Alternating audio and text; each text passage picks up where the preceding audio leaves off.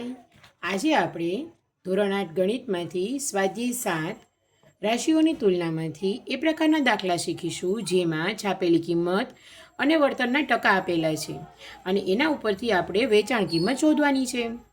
જો અહીં એક રકમ આપેલી છે. એક ડ્રેસની છાપેલી કિંમત ₹120 છે. તેના પર 20% વળતર મળે છે. તો વેચાણ કિંમત શોધો. આપણે આગળ સમજી ગયા તે પ્રમાણે ટકા આપેલા હોય તો ટકા હંમેશા 100માંથી દર્શાવે છે. આનો અર્થ એવો થાય કે 20% એટલે 100માંથી ₹20નું વળતર મળે છે. તમને ખબર છે તે પ્રમાણે કે વળતર એટલે આપણે તેટલા પૈસા ઓછા આપવાના છે. અહીં 20% વળતર છે, આનો મતલબ એવો થાય કે 100માંથી ₹20 ઓછા આપવાના છે. પરંતુ આપણી વસ્તુની છાપેલી કિંમત તો ₹120 છે. તો આપણે કેટલા રૂપિયા ઓછા આપવાના થશે? આપણે તે વસ્તુ શોધવાની છે. તો ચાલો આપણે ગણતરી કરીએ. સૌથી પહેલાં આપણે લખીશું છાપેલી કિંમત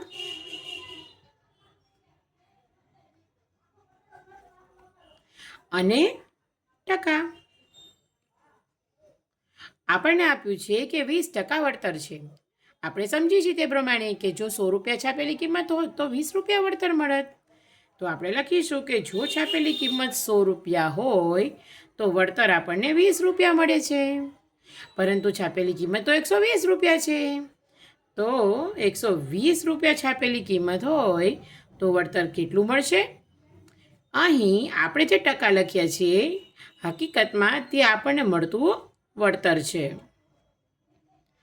આ એક જાતની ત્રિરાશિ થઈ અને એ તો તમને આવડે જ છે કે ત્રિરાશિ હોય તો આ બંનેનો ગુણાકાર થાય. એટલે આપણે કરીશું 120 ગુણ્યા 20 અને જે ત્રીજી સંખ્યા છે એ છેદમાં લખવાની હોય તો 100 આવે છેદમાં. ચાલો, જે ઉડે તે છેદ ઉડાડી દેવાના હોય. તો અહીંયા 0 ઉડી જાય છે, આ 0 ઉડી જાય છે. પાછળ શું વધ્યું?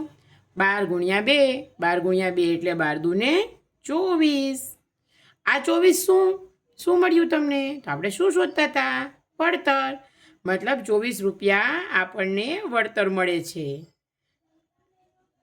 આપણને વળતર તો મળી ગયું, પણ રકમમાં શું ગોતવાનું કીધું હતું? વેચાણ કિંમત. તો વસ્તુ આપણી હતી ₹120ની, જેના ઉપર આપણને ₹24નું વળતર મળ્યું. તો આપણે હવે તો ₹120 નહીં આપીએ ને, આપણે જે વળતર છે એટલા રૂપિયા ઓછા આપીશું. એટલે 120માંથી ₹24 ઓછા આપીશું. તો હવે આપણે વેચાણ કિંમત શોધવા માટે શું કરીશું કહો જોઈએ? બરોબર છે.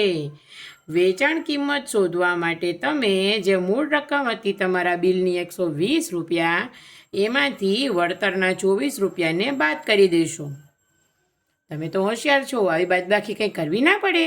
છતાં પણ અહીંયા કરી લઈએ. ચાલો, 0, 9 અને 10. 10માંથી 4 જાય તો 6, 9 ને 2 11, 11માંથી 2 જાય તો 9 અને 0. મતલબ તમારે આ બિલના હવે ₹120 નથી આપવાના. કેટલા આપવાના છે? ₹96. બરાબર સમજી ગયા ને? અહીં જવાબ લખીશું.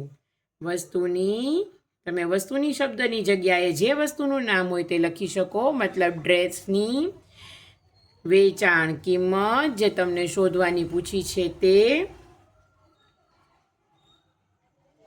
₹96 થશે. સમજી ગયા ને?